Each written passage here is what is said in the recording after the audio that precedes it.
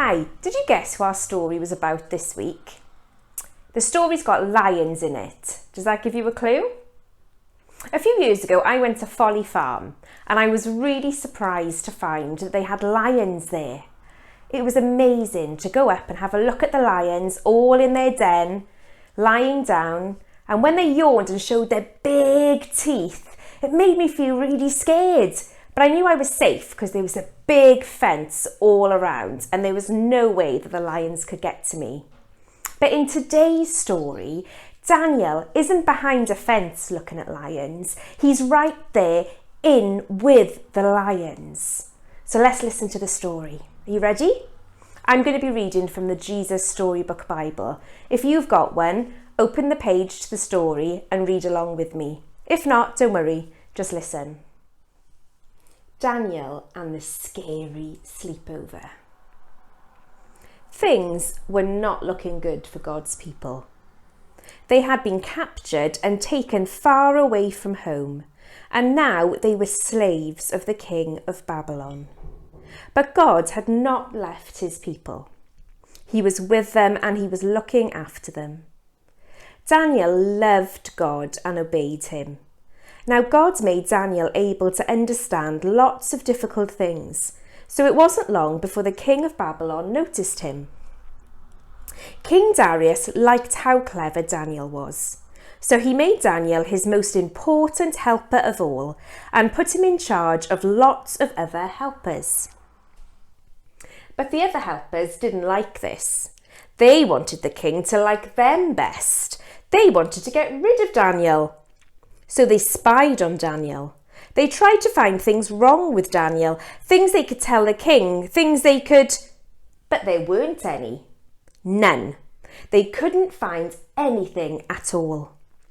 Except there was just one thing. Every day, 3 times a day, without fail, no matter what, Daniel went to his room, closed the door and prayed. They smiled to themselves. Let's get the king to make a law. No one is allowed to pray to anyone except to the king. Daniel won't obey this law, and he will be punished. They were pleased with themselves for being so clever and hurried off to tell the king. The king liked their idea. He didn't know they were tricking him. So he made it into a law. Everyone must pray. Only to me. If you don't, the lions will have you for their dinner. Daniel heard this. He knew it was wrong to pray to anyone except God. He had to do what God said, whatever it cost him, even if it meant he would die. So Daniel went to his room, closed the door, and prayed. That's just what the bad men knew Daniel would do. They skipped straight off to tell the king. Oh, your most glittering highness, your law says, does it not, that everyone must pray to you alone, sire? Yes, said the king. Oh, magisterial brightness, then correct us if we're wrong, but it would seem that Daniel is praying to God, not to you. The king was sad. He had been tricked. He didn't want to hurt Daniel, but he couldn't change his law. And so he let the soldiers throw Daniel to the lions. May your God, who you love so much, rescue you, the king said. The king went back to his palace, but he didn't sleep that night, not a wink. He tossed and turned until finally, at the first glimmer of dawn, he leaped out of bed and ran straight to the den. Daniel, he cried, has your God rescued you? Yes, Daniel shouted. God sent an angel to close the lions' mouths.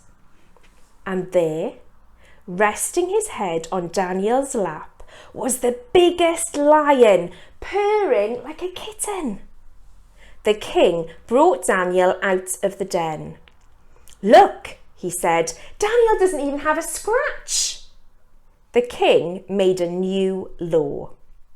Daniel's God is the true God, the God who rescues. Pray to him instead. God would keep on rescuing his people, and the time was coming when God would send another brave hero like Daniel, who could love God and do what God said, whatever it cost him, even if it meant he would die. And together they would pull off the greatest rescue the world has ever known. Last week we heard that God is the king of the giants. Remember our story about David and Goliath? Even Goliath, the humongous giant, was not too big for God. And this week we learned that God is the king of the lions. Even those scary, hungry lions were not too big for God. Have a listen to the song that's in the description below and have a think about what this God is like.